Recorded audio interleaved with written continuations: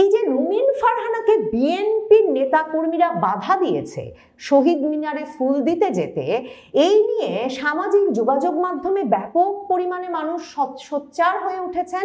রুমিন ফারহানা সাংবাদিকদের কাছে বলেছেন যে বিএনপি নেতাকর্মীদের নিয়ন্ত্রণ না করলে পরিণতি ভয়াবহ হবে, এবং তার মানে তিনি কিন্তু জামায়াতে ইসলামী যা বলছে, জাতীয় নাগরিক পার্টি যা বলছে তাই বলছে। জাতীয় নাগরিক পার্টিও বলছে নির্বাচনের দিন থেকেই যে তাদের নেতাকর্মীদের উপর হামলা হচ্ছে, জামায়াতে ইসলামী বলছে তাদের নেতাকর্মীদের উপর হামলা হচ্ছে, অগ্নিসংযোগ হচ্ছে, লুটপাট হচ্ছে, নারীদের ধর্ষণ করা হচ্ছে।